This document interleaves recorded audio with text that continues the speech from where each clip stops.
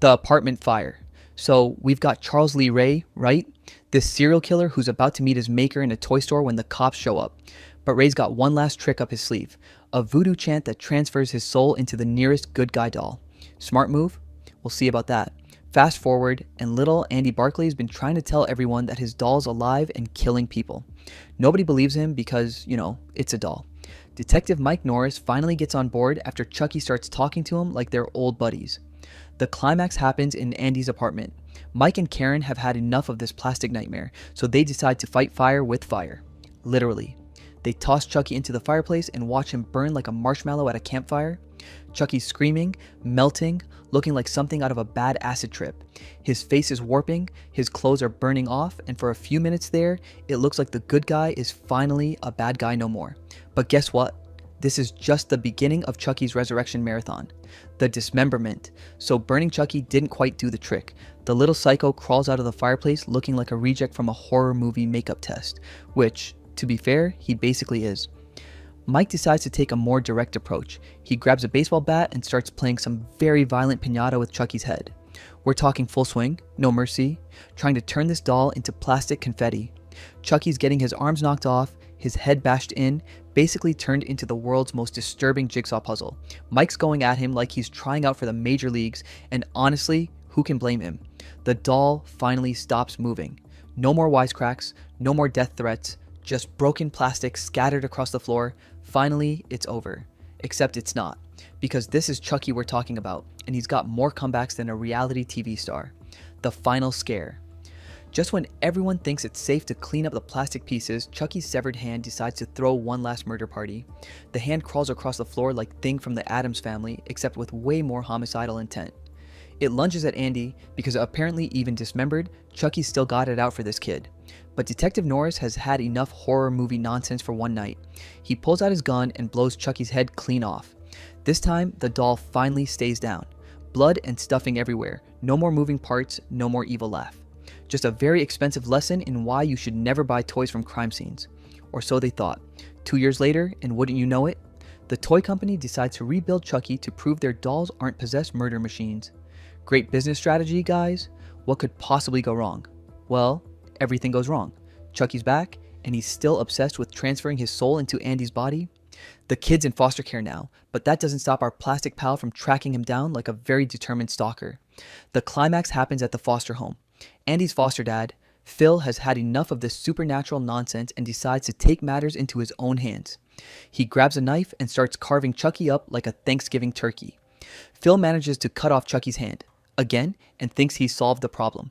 But Chucky's still got one good arm left, and he uses it to grab a knife and return the favor. Poor Phil goes down, but not before giving Chucky some serious damage. The factory finale.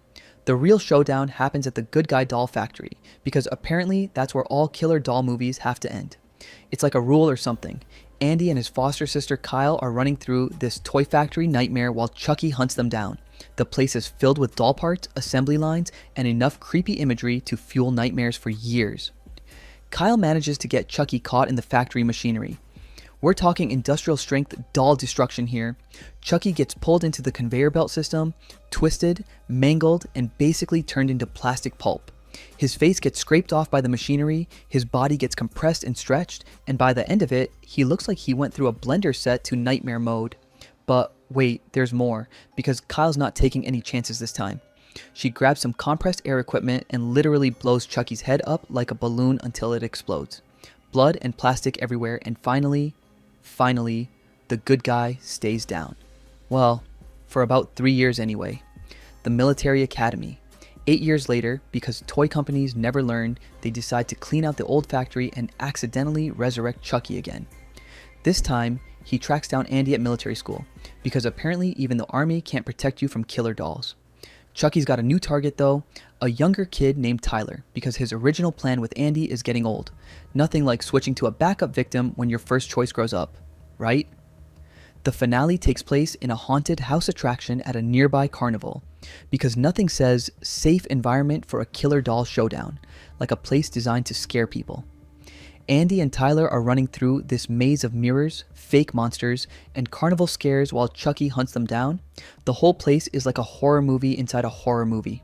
The climax happens when Chucky gets caught in one of the haunted house's mechanical traps.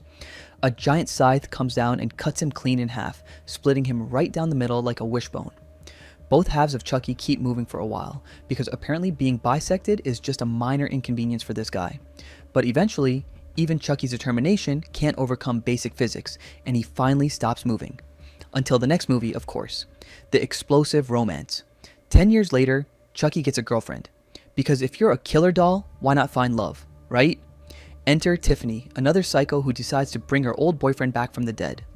This movie's more about Chucky and Tiffany's twisted relationship than Andy, but don't worry, there's still plenty of creative deaths to go around. The big finale happens in a van where Chucky and Tiffany have been hiding out. These two lovebirds have been murdering their way across the country, but their relationship hits a snag when they start fighting over who gets to possess which human body. Things get heated, literally.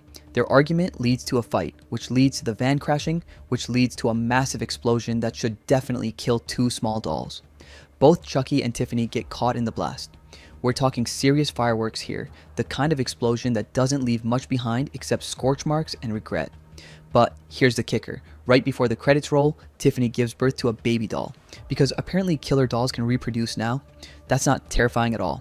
The family reunion. So now we've got Glenn, the offspring of Chucky and Tiffany, trying to reunite with his parents. This movie gets weird, even by killer doll standards. We're talking about a doll with an identity crisis who just wants his family to stop murdering people. The climax is a family therapy session from hell. Glenn's trying to convince his parents to give up the murder business while Chucky's having none of it. Family dynamics, am I right? Things come to a head when Glenn finally snaps and attacks his own father. We're talking serious Oedipal complex here, except with more dismemberment and fewer ancient Greek references. Glenn literally tears Chucky apart, limb by limb, in what might be the most disturbing family fight in movie history. Chucky goes down in pieces, defeated by his own kid in the ultimate act of teenage rebellion. But knowing this franchise, being torn apart by your own child is probably just a minor setback. The wheelchair horror. After a few years off, Chucky comes back for a more serious, less campy approach. This time, he's terrorizing a family in a creepy old house, and he's back to his murderous roots. The final girl is Nika, a woman in a wheelchair who discovers that Chucky has a personal vendetta against her family. Turns out, this whole thing has been a decades-long revenge plot. The showdown happens in the house where Chucky's been picking off family members one by one. Nika's trapped, wheelchair-bound, but she's not going down without a fight. She manages to get her hands on a kitchen knife and goes to town on Chucky like she's prepping vegetables for a very violent dinner. We're talking full dismemberment here. Arms, legs, head, the works. Chucky gets chopped into so many pieces that he looks like he went through a food processor. Finally, Nika thinks she's safe. But this is Chucky we're talking about. The little psycho's head is still moving, still talking, still making threats. Because apparently decapitation is just a flesh wound to this guy. The multiple personality disorder. This one gets really weird. Chucky learns how to split his soul into multiple dolls. So now, we've got several Chuckies running around causing mayhem. It's like a horror movie version of mitosis. The movie takes place in a mental hospital where Nika's been locked up after the events of the last film. Multiple Chucky dolls show up to finish what they started, and chaos ensues. The finale is basically a Chucky battle royale. We've got good guy dolls getting stabbed, shot, burned, and dismembered in every creative way possible. It's like the filmmakers decided to kill Chucky in every method they could think of. One gets his head blown off with a shotgun, another gets stabbed repeatedly, a third gets set on fire. It's like a greatest hits collection of Chucky deaths all happening at once. But here's the thing about splitting your soul into multiple bodies. Killing one doesn't necessarily stop the others. So even with all this carnage, Chucky's still out there, just in smaller numbers. The never-ending nightmare. The recent TV series brings Chucky into the modern age, and guess what? He's still the same murderous little psychopath we all know and fear. Throughout the series, Chucky gets killed multiple times in various creative ways. We're talking death by wood chipper, electrocution, explosion, dismemberment, basically every method of doll destruction you can imagine. But here's what makes the TV series interesting. It acknowledges that Chucky has died so many times that death is basically just an inconvenience for him now. He's got backup souls, backup bodies, and backup plans for his backup plans. The show treats Chucky's deaths almost like a running gag. He gets destroyed, makes a quip about it, and then shows up in a new body a few episodes later like nothing happened. It's honestly refreshing to see a franchise that embraces how ridiculous the whole killer doll keeps coming back. Concept really is. The reboot reality. The 2019 reboot takes a different approach. Instead of supernatural voodoo, this Chucky is a malfunctioning AI toy that goes haywire. It's like Alexa meets Annabelle, except somehow more terrifying. This Chucky doesn't have Charles Lee Ray's soul. He's just a really advanced toy with some serious programming issues, which honestly might be more realistic given how much we rely on technology these days. The finale has young Andy and his friends trying to stop this high-tech horror before he kills everyone in their apartment building. They manage to shut him down by basically giving him a factory reset, turning him back into a regular toy.